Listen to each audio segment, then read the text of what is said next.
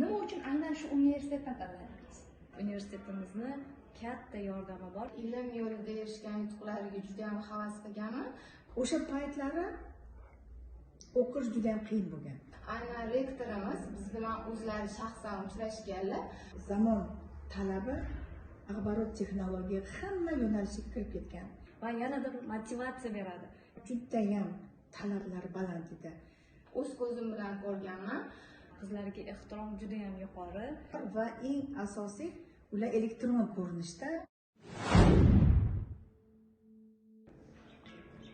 Hayot va hayot yo'li. Yanadir bosib o'tilgan yo'l, yana bitta ulkan hikoya. Konfutsiyaning shunday gaplari bor. Menga aytsang unutaman, menga ko'rsatsang yodimda qolishi mumkin, menga ishlashga imkoniyat ber va u batamom meniki bo'lib qoladi. Bugun ham o'rgatib, ham ko'rsatib, ham amaliyotda har 3 shaklni birlashtirgan ustoz va bugun uning shogirdlari 3 avlod uchrashuvi bilan yana sizning qarshingizdamiz. Assalomu alaykum hurmatli ustozlar, hamkasblar. Mana bugun Gidrometeorologiya fakultetida 3 avlod vakillari uchrashuvi suhbat tashkil qilinyapti. Albatta bu suhbatga mana shu universitetda butun umr faoliyat ko'rsatgan nufuzli ustozlarimiz taklif qilingan. Birinchi avlod vakili professor Ifoda Xo'jayeva, ikkinchi avlod vakili Dilbarxon Abduraimova dotsent va Mushtarixon G'affarovalarni taklif qilganmiz.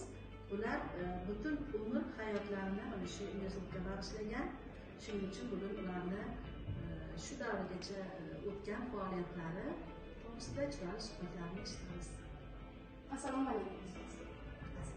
Bugungi uchrashuv sizni hayot tarixingiz. Sizni qariyb yarim asr davomida bu universitetimiz uchun sarflagan, boshlagan ilk qadamlaringizdan tortib to bugungi kunda mana shu ustoz shogird an'anasini davom ettirgan holda shogirdlaringizga yo'lchi yulduz singari yo'lni yoritib kelayotganligingizning bir namunasini bugun tinglovchilarimizga yetkazish uchun shu yerdamiz. Ustoz, shu o'rinda bitta savol tug'iladi.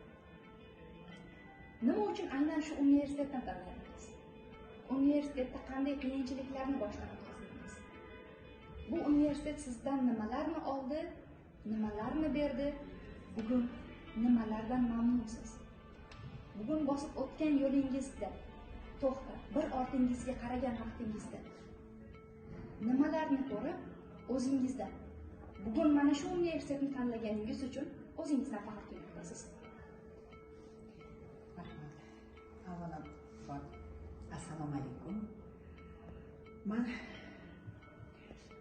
shu institutda ishlaydigan o'qituvchilarning oilasida tug'ilganman. Shuning uchun kichkinaligimdan faqat mana shu institut muammolarini, yaxshiliklarini va har xil odamlar to'g'risida nimalarni eshitib katta bo'lganman. Shuning uchun qaysi institutga borish уже nima qilmaganman, o'ylamaganman. Faqat mana shu yerda o'qiyman deb shu institutga kirgandim. Mani otam Valijanov Ahmed Musayevich shu institutda boshlanishdan ozroq keyin ishga kirganlar. Institut endi yangi bo'lganda hamma viloyatlarga borib iqtidorli bolalarni qidirib mana shu institutga chaqirishgan. O'sha paytda otam, keyin Salim Pulatovich o'sha birga o'qishga kirib qolib ketishgan. Salim Pulatovich rektor bo'lgandan keyin ancha yildan mani otam partkom bo'lganlar, ham dekan bo'lganlar, necha yillar bo'lganlar. Shuning uchun men mana shu institutda boshqa institutlarga nima qilmaganman, o'ylamaganman, shu yerga kirganman 1975-yilda. O'sha paytlari o'qish juda ham qiyin bo'lgan. Chunki o'qituvchilar juda ham talablari baland edi. Misol uchun agar siz 5 ga bilmasangiz sizga 5 qo'yishmasdi. Va nima qiyinchilik bo'lganki, kitoblar kam bo'lardi. O'qituvchilar katta zadaniya berishardi, mashqlarni qilib berish kerak edi. Biz очередda turib, o'sha chitaniy zaldan kitoblarni olib, o'sha konspektlarni qilib o'rganib nima qilganmiz? topshirardik. Mana hozir universitetimizda mana shu muammo yo'q. Ana apparat resurs sentr rivojlangan va u yerdan barcha o'quv dasturlar, kitoblar va ilmiy adabiyotlar hammasi barchasi bor va eng asosiy ular elektron ko'rinishda любой odam nima kerak bo'lsa olib o'shani mustaqil o'rganib darsga taylanishi mumkin. Keyin bitta narsa edi. O'tgan vaqtlarda misol uchun biz hamma ishni mustaqil qilardik. Mana hozir lekin men o'qigan paytimizda bunaqa praktika uncha unaqa bo'lmasdi. Mana hozir hamma fanlardan o'sha chiqaruvchi fanlardan praktikalar bor. Demak, bolalarni o'sha amaliyotga olib borib, o'sha o'qigan narsalarni ko'rsatib, amaliyotda qanaqa qilib o'tishligini, qanaqa o'lchov ichlarni olib borishligini hammasini o'rgatib chiqarilyapti. Demak, hozirgi zamonda mana shu talabalarni bilimini chuqurlashtirib va yaxshi, baland saviyali va bilimdor mutaxassislar chiqarish uchun hamma nimalar yo'latirgan. Keyin shuni aytmoqchimanki, hozir mana zamon talabi axborot texnologiya hamma yo'nalishiga kirib ketgan. Demak, bizda chiqqan mutaxassislar shu texnologiyani bilib, o'shani qo'llashni bilishi mumkin. Bilishi kerak. Shuning uchun biz institutimizda, misol uchun, ko'p fanlarga immuniy axborot texnologiya yo'nalishi kiritilgan. Demak, bolalar faqat bilim emas, lekin shu bilimni amaliyotda qo'llashini bilish zarur. Bu ham juda ham katta yordam deb o'ylayman, chunki boshqa joyga borib o'qish bolalarning imkoniyati yo'q. Ular ko'p ishlaydi, ko'p o'qiydi va buni muhimligini tushunmay qolyapti hali. Lekin mana dasturlarni tuzayotganda mana bu sohada mashusiz ish bitmaydi deb o'qish jarayoniga kiritilgani juda ham yaxshi deb o'ylayman. Bundan tashqari, mana chet tiliga, mana rus tiliga katta imkoniyat beryapti. Demak, hamma o'qituvchilar ham, studentlar ham ingliz tilini bilishadi. Demak, doimiy ravishda o'qitishlar borilyapti. Studentlar ham, o'qituvchilar ham o'qishyapti. Keyin mana reyting bo'yicha mana har yillik ekzamen topshirganda biz institutimiz ingliz tilidan axborot texnologiyadan birinchilikka chiqib ketyapti. Bu ham mana shu institutimizning faoliyatini natijasi, to'g'rimi?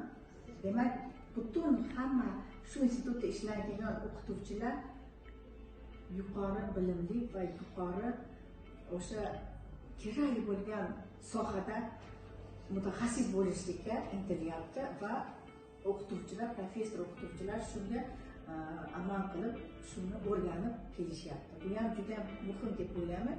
Shuning uchun bizda institutimiz universitetga nima bo'lgan, demak, milliy tadqiqot universiteti degani, demak, bu institutda, bu universitetda faqatgina bilim emas, balki o'sha tadqiqot ishlarini ham yo'lga qo'yib, studentlarni o'sha ko'p tomondan qamrab bilimni olgan holda chiqarishga mo'ljallangan.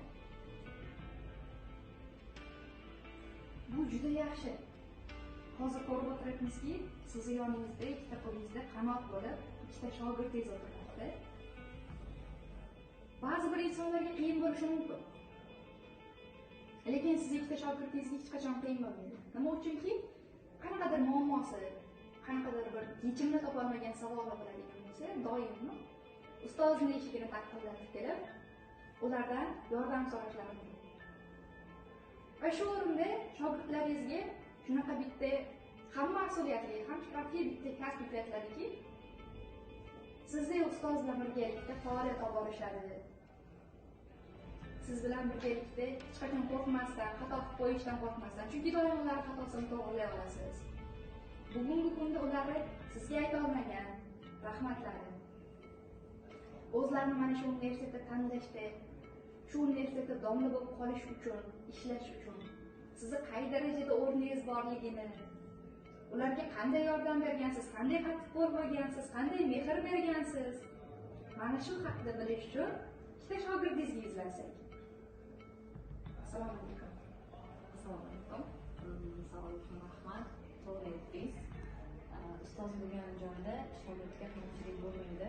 Unga degani doimo maslahat oladigan, doimo xatolarni tuzatib turadigan va o'zini beminnat maslahatlarni berib sizni ko'tarib turuvchi ustozi yonida bo'ladi. O'sha yutuq bizda bor. O'zlarimni shogirdlar hisoblanaman. Mana shu universitetda o'qib hozirgi faoliyat yuritayotganimga 19 yil bo'ldi.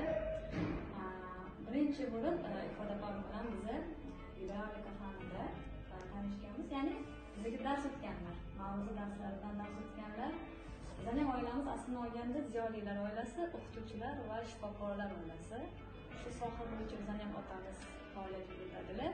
Ularni kasblarini men yoshlikdan hurmat qilib kelganman. O'zimga o'qituvchilik bo'lish xususiyati kundan kunga oshib boshlagan va mana shu nima deydi, intilish, orzu universitetga kelganimda mana shu ifoda fanida dars o'tayotgan mobaynida, darslari mobaynida bizga tushuntirishlari, yetkazib berishlari va mana shu universitet haqidagi bilimlari, ya'ni mana shu fanni bizga qanchalik muhimligini tushuntirganlaridan keyin bu kasbni tanlash nima deydi, orzusi yanada oshishga boshlagan. Va Xudoga shukr, hozirgi kunda shu kasb vakili bo'lib ishlab kelmoqdaman. Albatta ustozim xuloslarida ustozim bilan biz PhD mavzularini birga tanlaganmiz, birga shu ilmiy ishlarni birgalikda bajarganmiz va mana shu domlamiz xuloslarida PhDni himoya qilib hozirgi kunda dotsent bo'lib lavozimda ishlab kelmoqdamiz. Albatta mana shu ustozim bilan mana shu yutuqlarga erishishimizda universitetimizni katta yordami bor, chunki azaldan mana shu universitetlarimizda ayollarga ehtirom, qizlarga ehtirom juda ham yuqori. Mana hozirgi kunda biz universitetimiz 90 yilligida oldida turibmiz. 90 yildan beri rivojlanib, eng mana shu reytinglar ichida xalqaro reytingda ham o'z o'rnimizga egamiz, milliy reytingda ham o'z o'rnimizga egamiz. Bu bizga yanada faxr tuyadiki va yanada motivatsiya beradi. Ya'ni biz pedagoglar, ustoz shogirdlar mana shunday universitetda talabalarga bilim beryapmiz va mana shu berayotgan bilimimizni natijasini hozirgi mana shu har xil lavozimda ishlab kelayotgan talabalarimizni, bitiruvchilarimizni ko'rishimiz mumkin. Shu bilan asosda shuni aytishim mumkin, shunday vaziyat berdingiz menga, ya'ni mana shu yonimdagi ustozimga o'z ehtiromimni ko'rsatish. Ya'ni domlam nafaqat menga ustoz, hattoki hayot yo'llarimdagi, turmush hayotimdagi, farzand tarbiyasidagi eng asosiy yordamchim desam ham bo'ladi.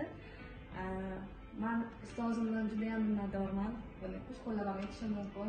Boringizga shukr, ustozim. Doimo sog' salomat bo'ling, umringiz uzoq bo'lsin. Bizga o'xshagan shunaqa shogirdlarni ko'pini, yanada ko'plarini yetishtirib sizga nasib qilsin. Olama qizlarimizni ko'paytirishda hissangizni doim qo'shib yurish sizga nasib qilsin. Rahmat ustoz. Men sizlardan o'quvchilardan faxrlanaman. Ishimni davom ettirib, o'sha sizlarga o'xshagan bilimdor, yaxshi axloqli va saviyasi baland qizlarni yetishtirishga charchamayman. Rahmat. Mana sizga ikkita ustozdan bitta shogird. Siz shogirdlarni shogirdi bo'lib, bugun universitet bilan hayotingizni bog'laysiz. Universitetga kelishingiz va universitetni tanlashingiz, qolishingiz mumkin. Ustozlaringiz qanchalik ahamiyat, qanchalik rollari? Assalomu alaykum aziz ustozlar. Men ustozim Dilbar opaning gaplariga qo'shilgan holatda ustozlar bilan ishlash juda ham yaxshi. Nimagaki qandaydir muammolar bo'lsa, bemalol ulardan yechimini topib, ular bilan birgalikda ishlash imkoniyatlari bor. Hop, bugungi kunda mana shu universitetda ishlayotganimning asosiy sababi shu universitetda o'qiganim va nimaga aynan shu universitetni tanlaganmiz? Taqdirim ustozlarnikiga o'xshaydi. Mening ham otam shu sohani inson hisoblanadilar va aynan injener tayyorlaydigan texnik universitetlarning ichidan irrigatsiyani tanlaganimizning sababi aynan bizning universitetda ta'lim, fan va ishlab chiqarish integratsiyasiga juda ham katta ahamiyat qaratiladi. Chunki talaba nazariy olgan bilimlarini amaliyotda ham ko'rish kerak deyishadi. Bu o'sha bilimlarni yanada mustahkamlashiga olib keladi deyiladi. Va buni men shu universitetga o'qigani kirganimda, ya'ni tahsil olish davomida o'z ko'zim bilan ko'rganman. Va endi aynan shu universitetda pedagog bo'lib qolishimga asosiy sabab ustozlarim hisoblanadi. Bizga ustozlarimiz bakalavr bosqichida dars berishgan va bularni pedagogik mahoratlariga va ularni o'sha hayot yo'lida erishgan yutuqlariga, undan tashqari ilm yo'lida erishgan yutuqlariga juda ham havas qilganman va ularni yo'llaridan yurishni niyat qilganman. Va aynan bizning institutimizda shu narsaga, universitetimizda shu narsaga juda katta ahamiyat qaratiladi. Ustoz shogird tizimi bor. Bu tizimda talabalarni aynan nima muammolar qiynayapti, qanday ularni qiziqishlari bor, mana shularga juda katta ahamiyat qaratiladi. Xuddi shunday biz ham 4-bosqichga kelganimizda aynan rektorimiz biz bilan o'zlari shaxsan uchrashganlar va o'zlari savol berganlar, sizlarda qanday muammolar bor, qanday qiziqishlar bor. Shunda biz aytganimizda biz shu sohani ilmini davom ettirmoqchimiz, lekin bizda magistratura bosqichi yo'q, o'qishimizni davom ettirishga, boshqa universitetga ketgimiz kelmayapti deganimizda bo'ldi, sizlarni muammolarni hal qilishga harakat qilaman deganlar. Kattakon rahmat deyman shunga. Bizni universitetimizda aynan 2017-yilda gidravlika va muhandislik gidrologiyasi yo'nalishi magistraturasi ochilgan va men shu magistraturaga o'qishga kirganman shu sohaga. Bu o'sha universitetimizda talabalariga juda ham katta imkoniyati deb o'ylayman. Aynan o'sha talabalarni qanday qiziqishi bo'lsa va uning nima muammosi bo'lsa yechib berishga harakat qiladi.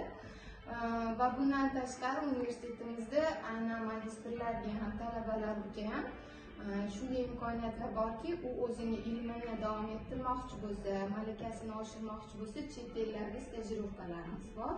Juda ham ko'p imkoniyatlar, juda ham katta. Endi hozirgi kunda erishgan yutuqlarimga asosiy yordamchi bu mening ustozlarim hisoblanadi. Chunki ustozlarimning olgan bilimlarim, ularning yordamlari bilan shu natijaga erishdim. Bundan tashqari bunga asosiy sababchi universitetimiz ham hisoblanadi. Chunki bizning universitetimizni rahbariyati azaldan ayollarga bo'lgan ehtiromi juda ham yuqori. Chunki bizda universitetimizda rahbariyatda shunday fikr borki, jamiyatni yarmi ayollar bo'lsa, yarmi o'sha ayollar tarbiyalagan tarbiyalanuvchilar hisoblanadi. Shuning uchun ayollar agar o'qimishli bo'lsa, ular qanchalik ilm yo'lida yuqori darajaga erishsa, jamiyatimiz ham shunchalik yuksaladi degan shior ostida ishlashadi va shuning uchun ham hozirgi kunda mana yosh tanich doktorantlarimizga, aynan ayollarga uy-joylar bilan ta'minlash bo'yicha o'zlarining yordamlarini berishyapti, ilmiy ish qilishlariga, laboratoriya sharoitlari bilan ta'minlab berishyapti.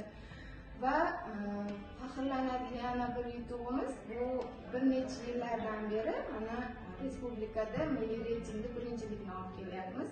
Bu bekorga emas, chunki universitetimiz rahbariyati o'sha o'qituvchilarga, talabalarga juda ham keng imkoniyatlar yaratib bergan, ilmiy ishlar qilishlariga va o'zlarining ustida ishlashlariga juda ham katta imkoniyat berilgan. Rahmat. Va shu o'rinda aytmoqchi edim, men o'zimni ustozlarimga juda ham katta minnatdorchilik bildiraman. Sizlar borsizlar, men borman. Sizlar bilan bir joyda ishlashdan juda ham faxrlanaman. Boringlarga shukr, iloyim ilm yo'lida charchamanglar. Allohim umringlarga uzoq qilsin. Iloyim sog' salomat yuringlar, doim sizlardan maslahat oling, sizlarga maslahat berishdan charchamanglar. Ustoz, mana bu shogirdlar a'zosiz. Rahmat, siz bosib o'tgan yo'lingiz, chekkan mashaqqatlaringizni ko'rib, insonni ham qo'rquv, ham g'urur, turli hislar egalladi. Bugun bizning tinglovchilarga o'zingiz bosib o'tgan yo'ldan kelib chiqqan, erishmoqchi bo'lgan yutuqlarida qanday tavsiya, qanday yo'l chizishlari haqida ko'rsatma bera olasiz? Men shuni aytishim kerakki, bizni prezidentimiz aytganlaridek, ilm bilimsiz rivojlanmaydi. Demak, eng birinchi navbatda bilim olish kerak. Mana qancha o'qituvchilar bor, imkoniyatdan foydalanib o'shani bilimlarni olish kerak.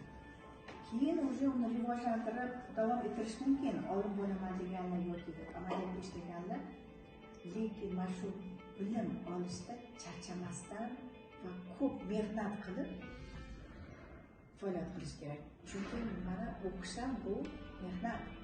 Mana biz nafaqaga chiqsak, biz institutda o'qigan nima ham to'g'ri tashkil qiladi.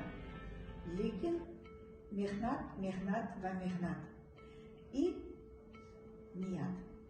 Qanaqa niyat qo'ygan bo'lsangiz, o'sha niyatga erishishingiz uchun to'xtamasdan va kuchni ayamasdan o'sha sari borish kerak.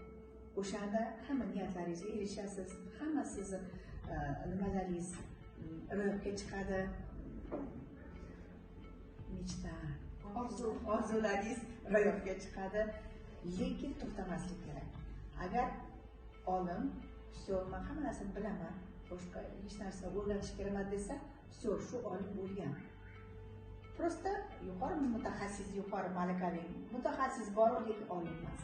Olim bilim olishda charchamaydi va hamma sohalarning ichiga kirib, ma'nosini olib, bilib, tushunib, chaqib va uni o'zini faniga qo'llashga harakat qiladi. Mana shu yo'lda yoshlarimiz charchamasin va to'g'ri yoshligida o'ynash ham xohlaydi, kulish ham xohlaydi, uncha harakat qilish xohlamaydi, lekin o'sha mana shu ilm oladigan paytida o'zini qattiq ushlab, mana shu bilimga erishsa, keyin hamma niyatlariga erishadi deb o'ylayman. O'shanaqa maslahatim bor. O'qigan paytda bilim olishdan charchamasdan va hamma kuchlarni ayamasdan berib shu bilimni olishga harakat qilish kerak. Bugun ko'rganingiz kabi bosib o'tilgan turfa taqdir. Ayni ustozning ayni bosib o'tgan yo'llari o'xshash taqdir. Ammo mashaqqati ham, g'ururi ham, iftixori ham bor. Bugun bizni eshitganingiz uchun, bizni ko'rganingiz uchun sarflagan vaqtingiz mazmunli va samarali bo'ldi. Tarixni, bugungi kunni va kelajakni birlashtirgan ko'rsatuv va shu universitetda yana birgamiz.